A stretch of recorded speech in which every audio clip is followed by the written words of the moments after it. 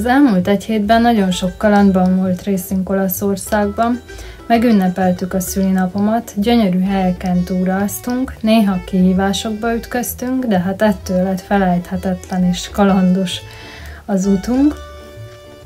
Most folytatásként pedig a világ egyik legismertebb városába, Velencébe utazunk.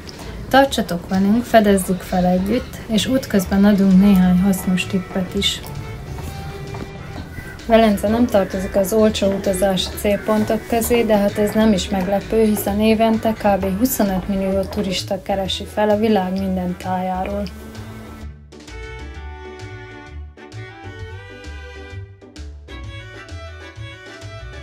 Bármilyen viccesen is hangzik, az első programunk elhagyni Velencét.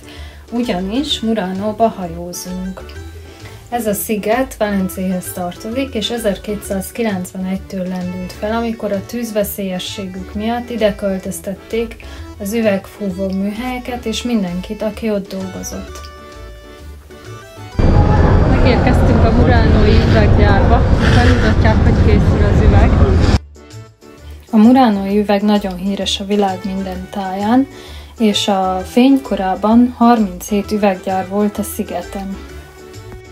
A mesterséget évekig tanulják, és bizonyos kiváltságokat is élveztek a mesterek, például nemesi kisasszonyokat vehettek feleségül, de voltak azért hátrányai is ennek a mesterségnek, hiszen nem hagyhatták el a Velencei Köztársaságot, és hogyha kiderült, hogy a fortéjukat továbbadták, halálbüntetést is kaptak.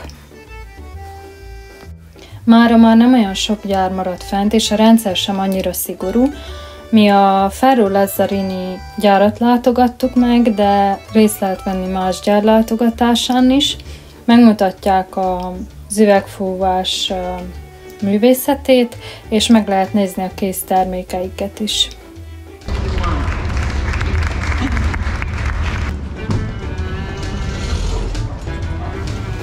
Megérkezett a posta hajóval. Érdekes.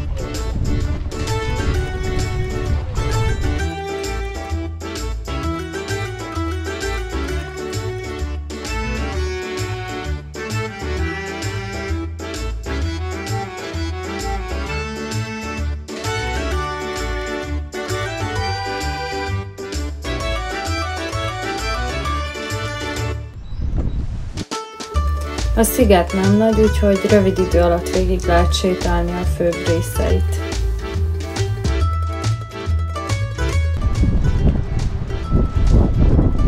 Minden embernek, minden lakosnak van egy csókja. Ja, itt nem kocsijuk van.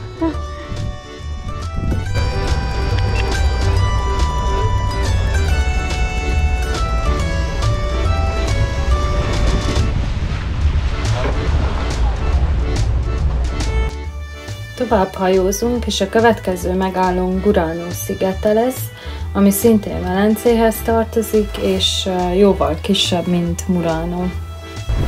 Well, so here we are. Now we are going to get off the boat, so we are going to see a little late demonstration in case you want, then you have your free time to discover Murano. Then you have to be back here in the same place where we now get off at 4:30. Departure at 4:30. Thank you. Ezt a szigetet is régen többen lakták, mára a lakossága körülbelül 3000 főre csökkent, és a színes házairól meg a csipkekészítésről híres.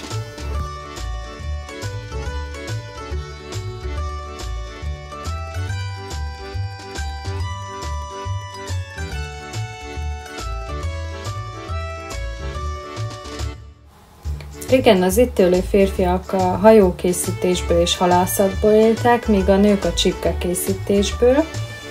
Egy iskola is volt, ahol tanították a fiatalokat a csipkekészítés művészetére, ugyanis a buránói csipke nagyon különleges és egyedi, viszont nagyon időigényes elkészíteni.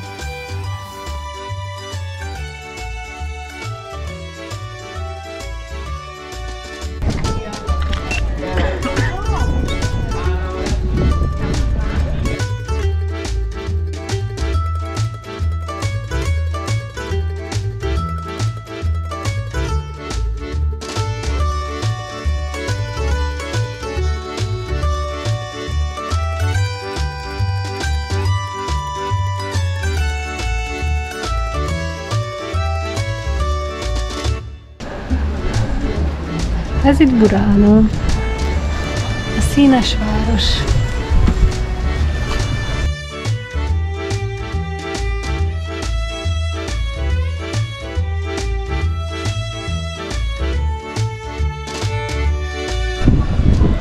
Azért festették ilyen virító színűre a házakat, mert télen nagy köd van, és hogy megismerjék a saját házaikat, ezért mindenki különböző virító színűre festette a házat. Állítólag ez leginkább akkor volt nagy segítség, amikor a halászok jöttek haza a ködbe, és hogy könnyebben meg tudják különböztetni a házakat. Viszont a házak színeit nem maguktól választják az emberek, hanem az önkormányzat szabja meg, hogy melyik házat milyen színűre lehet festeni.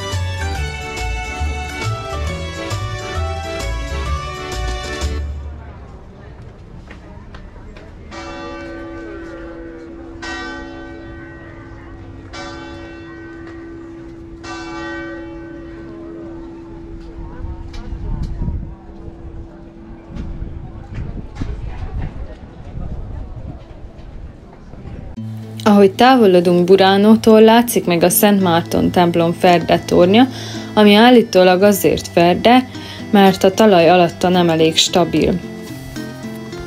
Ha belefér az időtökbe, akkor mindenképp látogassátok meg Muránót és Buránót, ugyanis nagyon szép és hangulatos kis szigetek.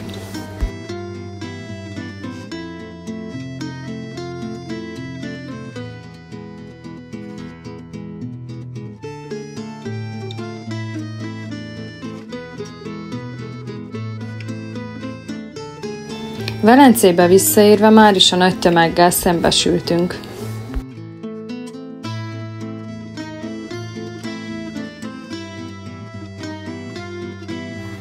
A sétát a Szent Márk téren kezdtük, ami olyan különleges épületeknek ad helyet, mint például a Szent Márk székesegyház, a Dózse-palota vagy a Campanile torony.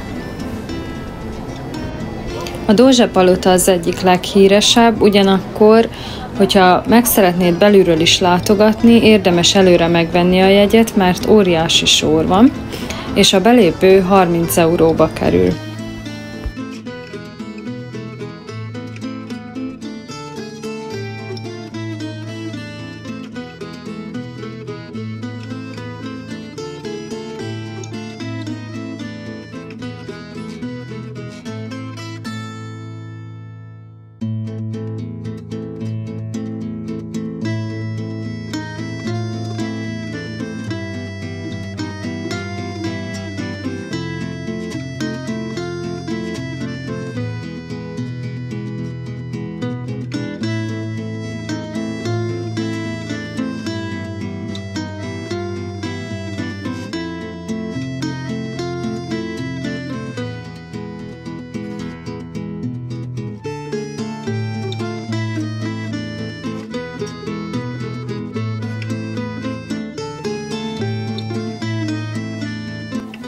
Na ezért nem annyira ajánlott ide nagybőröndel jönni, mert Velence a hídakról, meg a lépcsőkről híres, és nagyon nehéz boldogulni a nagybőröndel.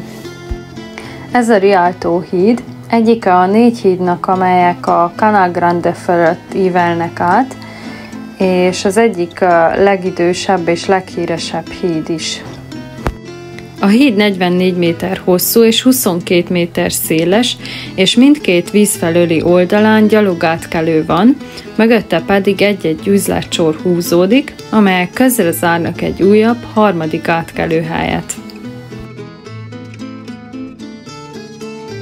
A mai napra ennyi volt Velence, viszont holnap újra visszatérünk.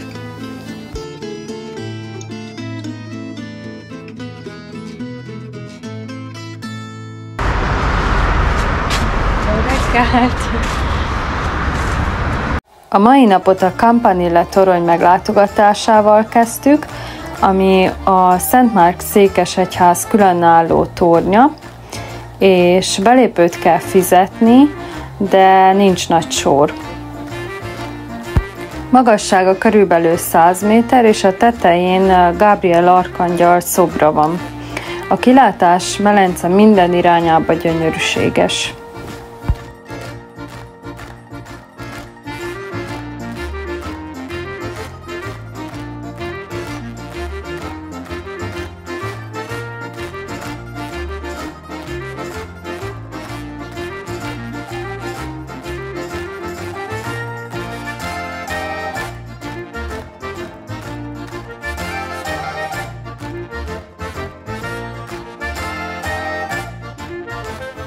Ami még érdekes, hogy innen fentről nem is látszik az, hogy a házak között csatornák húzódnak, és víz van.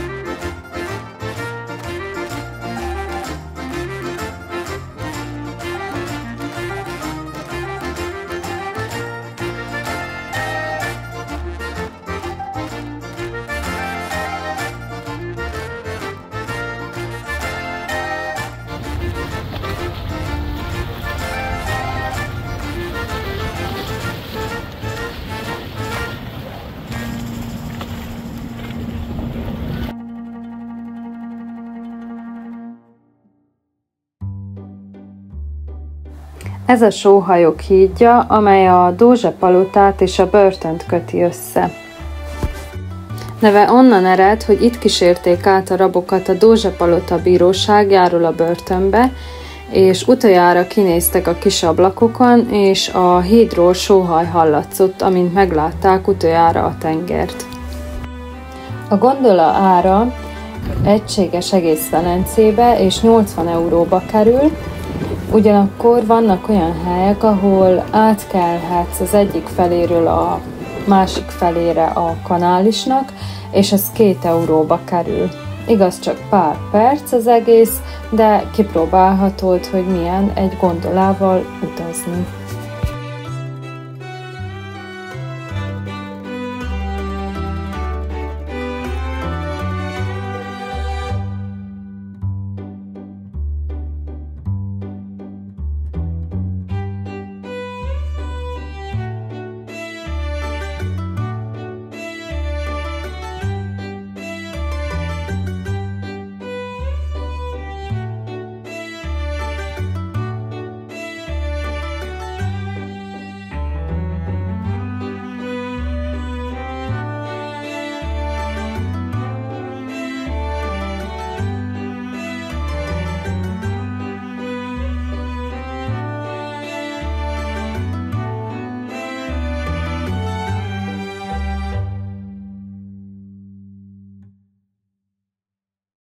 Beültünk kajálni, meg kipróbáltuk a spritzet.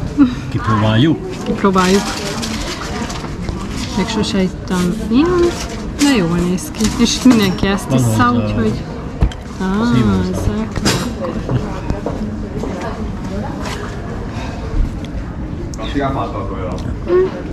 Narancsos. Érződik az alkohol. Ja, érződik az alkohol benne. Nem ízlik? Na láb, akkor nekem miért? Ez lehet, a keserűt szeretem. Meglátszokni. Keserűt szeretem. Na, az én kajám gnocchi pestóval, és Zsolti meg Lehel. Mit eszik? Sardine sour. Sardine sour. Ez valami hal. Sardinia.